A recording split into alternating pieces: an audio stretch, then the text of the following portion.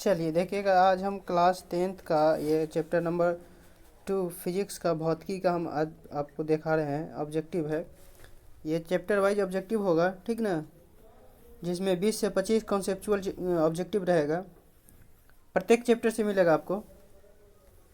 ये आपका चैप्टर का नाम यहाँ आपका दिख रहा होगा, मानव नेत्र तथा रंग बिरंगी संसार।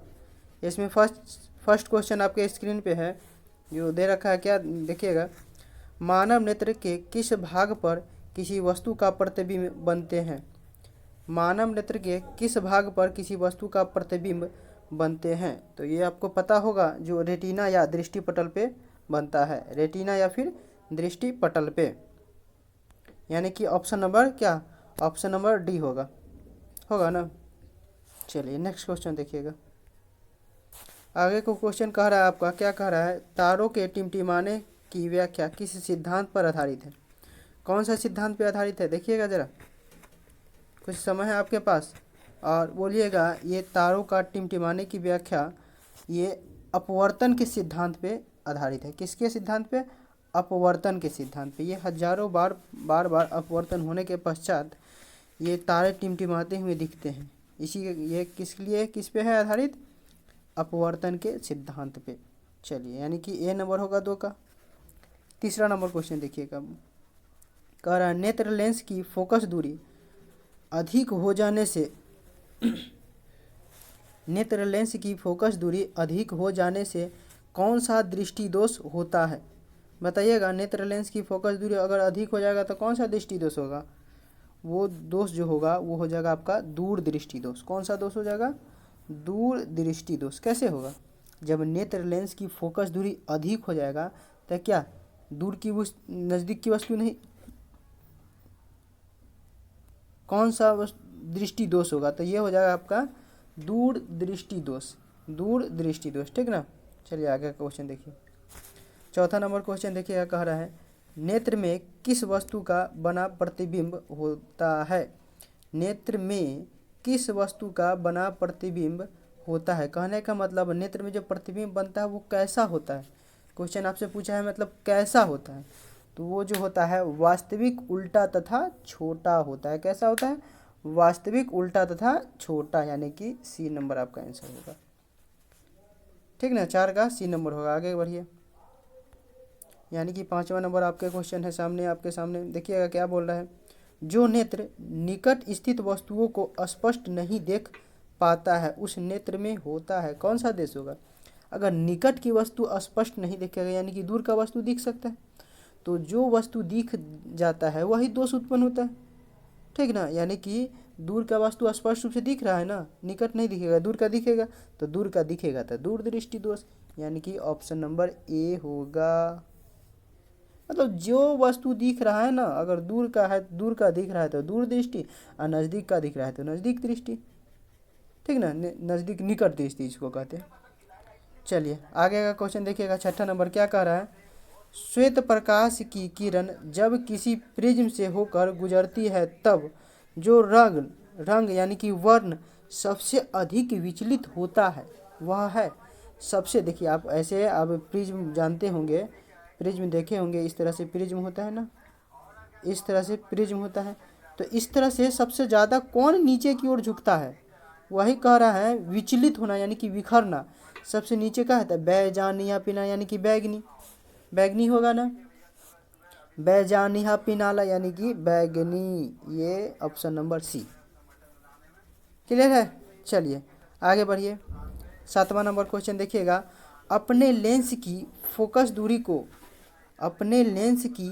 दूरी को बदलकर दूर या निकट की वस्तु को साफ साफ देख सकने के आँख के गुण को क्या कहते हैं। मतलब ये जो गुण होता है, क्या कौन सा गुण कहते हैं, दूर दृष्टि होगा, समंजन क्षमता, निकट दृष्टि, जरा दृष्टि, कौन, समंजन क्षमता। कौन सा, यानी कि ऑप्शन नंबर बी होगा, ठीक ना। 7 के क्या होगा, ऑप्शन नंबर बी, समंजन क्षमता कहलाता है, जो आँख का अपना जो आवश्यकता अनुसार वस्तुओं को देखने के लिए या आँखों को क्या किया जाता है, फैलाया जाता है या सिकुड़ाया जाता है, यानी कि फोकस दूरी को बढ़ाया जाता है या घटाने की क्षमता को समंजन क्षमता कहते हैं, ठीक है। चलिए अगला क्वेश्चन 8 नंबर क्वेश्चन आपके सामने बोल रहा है, जरा दूरदर्शिता से पीड़ित व्यक्ति का उपचार किस प्रकार के लेंस से किया जाता है। जरा दूरदर्शिता से पीड़ित व्यक्ति का उपचार किस प्रकार के लेंस से किया जाता है, बताइएगा। जरा दृष्टि दोष में, जरा दृष्टि दोष में ये जो होगा बाइफोकल, कौन सा, बाइफोकल, यानी कि ऑप्शन नंबर बी। चलिए क्लियर है क्या। चलिए देखते रहिएगा और स्पष्ट होते रहेगा। और आगे बढ़ते हैं हम 9वां नंबर क्वेश्चन की ओर। देखिएगा क्या कह रहा है, एक स्वस्थ मानव नेत्र के लिए, एक स्वस्थ मानव नेत्र के लिए निकट तथा दूर बिंदु क्रमशः होता है।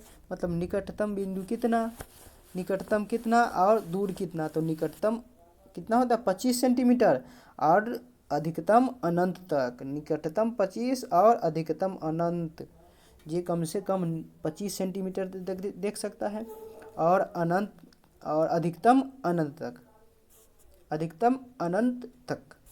चलिए अगला क्वेश्चन 10वां नंबर, विभिन्न दूरियों पर किसी वस्तुओं के प्रतिबिंब को, विभिन्न दूरियों पर किसी वस्तुओं के प्रतिबिंब, प्रतिबिंब मतलब क्या, इमेज, हाँ, प्रतिबिंब को फोकस करने के लिए आँख के लेंस की फोकस दूरी परिवर्तित होता है। किसके द्वारा परिवर्तित होगा बताइएगा। तो किसके द्वारा परिवर्तित होगा, तो ये जो परिवर्तित होगा यानी कि बदलेगा, सिलियरी मांसपेशिया के द्वारा। सिलियरी मांसपेशिया, इसका एक और नाम है क्या, पक्षमाभी मांसपेशिया, पता है क्या। इसी को एक और नाम बोलते हैं पक्षमाभी, नहीं लिखा है ना, देखिए ऐसी तरह से होता है, आधा अच्छा होगा, पक्षमाभी, पक्षमाभी मांसपेशिया इसी को बोलते हैं, ठीक ना। तो 10वां नंबर का ऑप्शन सी होगा। और आगे की ओर बढ़िएगा, 11 नंबर क्वेश्चन देखिएगा, जो नेत्र दूर स्थित वस्तुओं को स्पष्ट नहीं देख पाता उस नेत्र में होता है, बताइएगा। दूर नहीं देखेगा, नज़दीक तो देखेगा ना, तो नज़दीक देखेगा तो क्या होगा, निकट दृष्टि दोष होगा। नज़दीक दिखेगा तो क्या हो जाएगा, निकट दृष्टि दोष, यानी कि ऑप्शन नंबर क्या, बी। क्लियर है क्या, देखते हुए चलिएगा, ऑप्शन नंबर बी। चलिए आगे बढ़िए तेजी से। 12 नंबर कह रहा है, किस दृष्टि दोष में किसी वस्तु का प्रतिबिंब रेटिना के आगे बनता है, बताइएगा। रेटिना के आगे कौन सा दृष्टि दोष में बनता है, कौन सा दोष में, तो निकट दृष्टि दोष में। किस दृष्टि दोष में किसी वस्तु का प्रतिबिंब रेटिना के आगे बनता है, तो ये जो बनता है आपका निकट दृष्टि दोष में, याद रखिएगा, निकट दृष्टि दोष में बनता है, ठीक। चलिए आगे बढ़िए। अगला क्वेश्चन है 13 नंबर, बोल रहा है, नेत्र की समंजन क्षमता कम हो जाने से उत्पन्न होता है कौन सा दोष। नेत्र का समंजन क्षमता मतलब देखने की क्षमता ना, देखने का क्षमता कम हो जाने से कौन सा दोष उत्पन्न होगा, जरा दूरदर्शिता जिसको बोलते हैं, यानी कि जरा दृष्टि दोष। कौन होगा, जरा दृष्टि दोष। कितना लोग वर्णाधता पे गए होंगे, नहीं नहीं, वर्णाधता अंधापन जिसको बोलते हैं वो नहीं होगा, ये होगा सी नंबर। चलिए आगे बढ़िए। 14 नंबर देखिएगा, चंद्रमा पर खड़े अंतरिक्ष यात्री को आकाश प्रतीत होता है कैसा। तो चंद्रमा पर खड़े अंतरिक्ष यात्री को आकाश कैसा, काला प्रतीत होता है। कैसा प्रतीत होता है, काला, यानी कि ऑप्शन नंबर डी, याद रखिएगा। और आगे बढ़िएगा, ये बहुत ही इम्पोर्टेंट है, चैप्टर वाइज है, और ये कम से कम इतना क्लियर करने पर कॉन्सेप्ट आपका क्लियर हो जाएगा, ठीक ना। इसीलिए बने रहिए और लास्ट तक बने रहिए, पूरा कॉन्सेप्ट क्लियर कर देगा, पूरा चैप्टर का निचोड़। जैसे कि अगर आप चैप्टर थ्योरी पढ़ लेते हैं और क्वेश्चन नहीं कर पाते हैं, तो जिससे क्या होता है, आपका थ्योरी पूरा नहीं हो पाता है, अधूरा रह जाता है। तो आप क्वेश्चन कर लीजिए, जिससे कि क्या होगा, आपका थ्योरी पूरा कंसेप्चुअल क्लैरिटी मिल जाएगा। चलिए पूरा कॉन्सेप्ट आपका क्लियर रहेगा। आगे बढ़िए। 15 नंबर क्वेश्चन है, बोल रहा है, श्वेत रंग कितने रंगों के मेल से बना है। श्वेत रंग कितने रंग के मेल से, ये तो आप सबको पता है क्या, बिल्कुल पता है, यानी कि 7 रंगों से मिलकर बना है, ऑप्शन नंबर डी, 7 रंगों से मिलकर बना होता है। चलिए आगे बढ़िए। देखिएगा 16 नंबर क्वेश्चन कह रहा है, दृश्य प्रकाश में किस वर्ण का तरंगदैर्घ्य अधिकतम होता है। तो अभी अभी थोड़ा देर पहले एक क्वेश्चन हुआ था जो किसका तरंग दैर्ध्य सबसे कम होगा।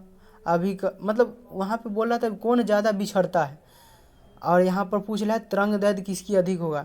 तो इस तरह से आप ये जानते होंगे प्रिज्म, तो इस तरह से सबसे ज़्यादा नीचे। अच्छा, तरंग दैर्ध्य मतलब क्या है, स्पीड किसका होगा जो तुरंत पहुँच जाएगा। तरंग दैर्ध्य अधिकतम, हाँ अधिकतम किसका होगा बताइएगा तो जरा से। तो अधिकतम जो होगा यहाँ पर लाल का होगा, ये तुरंत पहुँच जाता है, ठीक ना, तो लाल का होगा इसका। इस तरह से देखिएगा तुरंत पहुँच जाए। यहाँ पर क्या होता है, नीचे से बैगनी होता है और ऊपर सबसे ऊपर लाल होता है। क्या होता है, लाल, बैजानिया पिनाला जिसको आप लोग कहते हैं, ठीक ना। चलिए आगे बढ़िए। देखिए 17 नंबर क्वेश्चन आपके सामने है। आप पूछ रहा है आपसे, इंद्रधनुष का वर्णन किस परिघटन पर आधारित है। इंद्रधनुष का वर्णन किस परिघटन पर आधारित है बताइएगा 17 नंबर। और देखिए ये आंसर जो होगा बता रहे हैं क्या, प्रकाश का वर्ण विक्षेपण पर। इंद्रधनुष का परिघटन किस पे आधारित है, प्रकाश के वर्ण विक्षेपण, यानी कि ऑप्शन नंबर सी। चलिए आगे बढ़िए। 18 नंबर, जो नेत्र निकट स्थित वस्तुओं को साफ नहीं देख सकता उस नेत्र में होता है कौन सा दृष्टि दोष। निकट की क्या बोल रहा है, जो नेत्र निकट स्थित वस्तु को साफ नहीं देख सकता, निकट नहीं देखेगा दूर दिखेगा ना, दूर दिखेगा तो दूर दिखेगा तो दूर दृष्टि दोष। लगता है एक बार और क्वेश्चन आया था, घुमा के आया था, इस तरह से अलग तरह से पूछा है, दूर दृष्टि दोष। चलिए अगला क्वेश्चन देखिए। देखते रहिएगा तो आप जरूर आसानी से टिक कर लीजिएगा, ठीक ना, आसानी से टिक आउट कीजिएगा, आपके लेवल के अकॉर्डिंग है ये, ना आपका हाई लेवल है ना लो लेवल है, ये आपके लेवल यानी कि बोर्ड लेवल है, बोर्ड लेवल है, ठीक ना। ये क्लास 10th का है,